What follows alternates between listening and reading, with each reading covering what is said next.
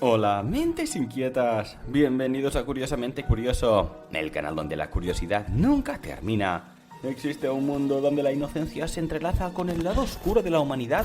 En este top nos adentramos en historias perturbadoras.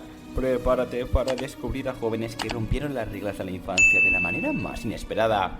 No olvides dar like y suscribirte para más contenido intrigante. Número 10. Mary Bell, con apenas 11 años, conmocionó al mundo en 1968 al ser encarcelada por el brutal asesinato de dos niños en Newcastle upon Tyne, Reino Unido. El horror comenzó el día de su cumpleaños número 11, cuando estranguló a Martin Brown en una casa abandonada. Poco después, junto con su amiga Norma Bell, de 13 años, perpetraron otro asesinato, esta vez contra el pequeño Brian Howe, de solo 3 años. En un acto espeluznante, Mary escribió sus iniciales en el cuerpo del niño y lo mutiló con unas tijeras.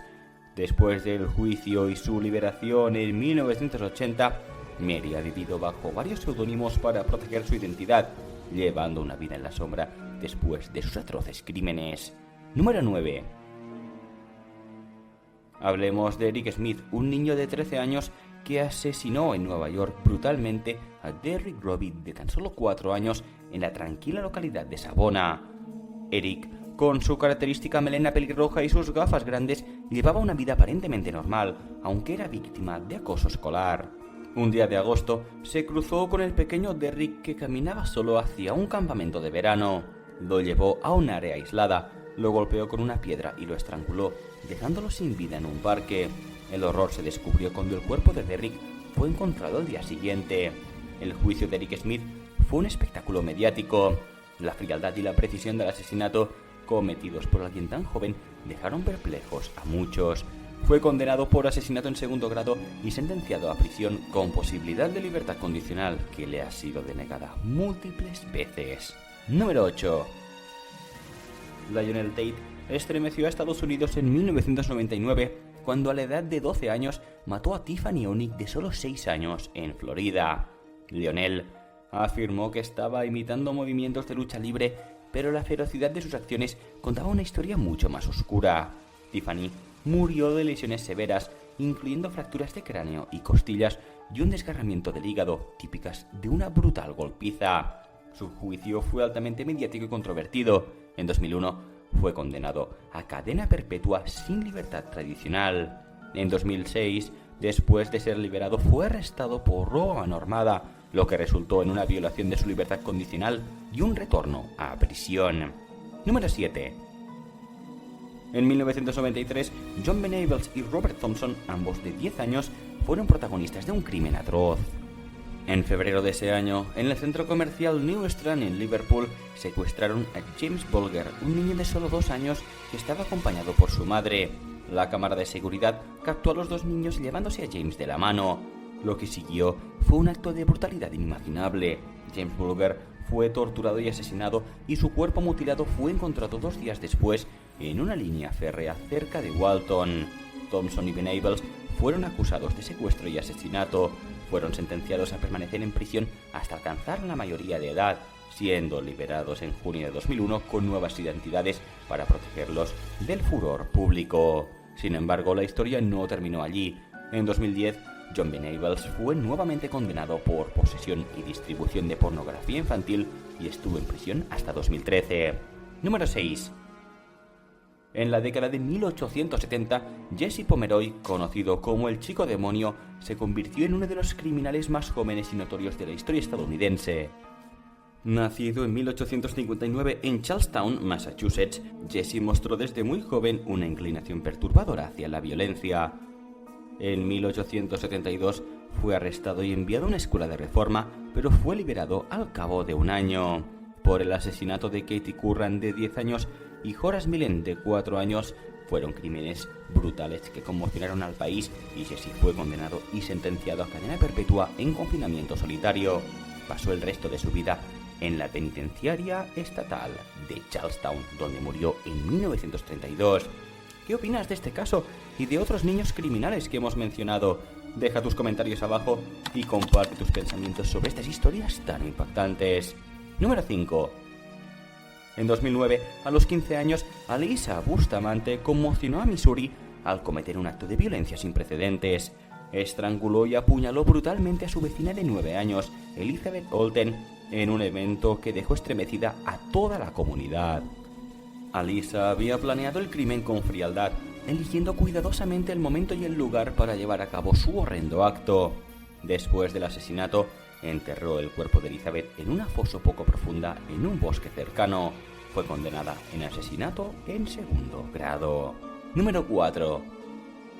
El caso de Joshua Phillips y Maddie Clifton es trágico y conmocionó a la comunidad en 1998. Maddie Clifton, una niña de 8 años, desapareció después de ir a jugar a casa de Joshua Phillips, quien tenía 14 años en ese momento. Durante su búsqueda, que duró una semana, Phillips mantuvo su cuerpo escondido bajo su cama en su habitación y, aunque no lo crean, durmió 8 noches sobre ella. Fue solo cuando el olor se volvió insoportable que los padres de Phillips descubrieron el cuerpo de Maddie. El impacto de este crimen fue enorme debido a la edad de los involucrados y la brutalidad del acto. Phillips fue arrestado y posteriormente condenado a cadena perpetua sin posibilidad de libertad condicional. Número 3. A los 13 años, Craig Price cometió un acto de violencia que horrorizó a su vecindario en Rhode Island al asesinar brutalmente a su vecina Rebecca Spencer. Este crimen, aunque terrible, fue solo un inicio de una escalofriante serie de eventos. 2 años después, Price perpetró otro atroz crimen al irrumpir en el hogar de John Heaton y asesinarla a ella y a sus 2 hijas pequeñas. A pesar de su edad, Price fue condenado por estos crímenes y ha permanecido tras las rejas, aunque no sin más incidentes. Incluso en prisión, su comportamiento violento continuó, complicando aún más su infame historial criminal. Número 2. Graham Young comenzó su siniestra carrera criminal a la temprana edad de 14 años en Londres. Dotado de un coeficiente intelectual elevado y una curiosidad extrema, Young experimentó con venenos en su propia familia, resultando en la muerte de su madrastra y dejando a sus otros familiares gravemente enfermos.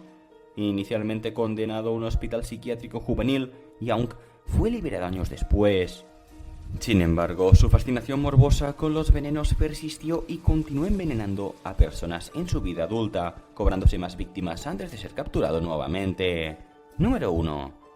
Conocido como el asesino de las colegialas, Edmund Kemper se inició en el mundo del crimen a los 15 años con un acto escalofriante: el asesinato de sus propios abuelos en California. Este joven de 2 metros de altura y un coeficiente intelectual de 145 mostró desde temprana edad una inclinación perturbadora hacia la violencia. Tras un breve periodo en un hospital psiquiátrico juvenil, Kemper fue liberado y, desafortunadamente, esto marcó el inicio de una serie de asesinatos brutales en la década de 1970. Entre sus víctimas se encontraban su propia madre y 6 jóvenes colegialas, un legado macabro que lo catapultó a la fama como uno de los asesinos en serie más notorios de la historia. La serie de homicidios de Kemper desconcertó a la policía y el FBI durante años, hasta que él mismo puso fin a su reinado del terror al llamar a la policía después de asesinar y degollar a su madre en abril de 1973. «Ya no tengo odio. Después de matarla a ella, ya no tengo más ganas de matar», confesó Kemper mientras era trasladado a la comisaría. El caso de Edmund Kemper no solo inspiró la serie Mindhunter, sino que también sirvió como asesoría al FBI, dejando una huella perturbadora en la historia del crimen. Estos casos destacan la complejidad y la tragedia de los crímenes cometidos por jóvenes, suscitando debates profundos sobre la justicia juvenil y la rehabilitación. Si te ha interesado este contenido, no olvides darle like y suscribirte para más vídeos fascinantes como este. Tu apoyo significa mucho para nosotros.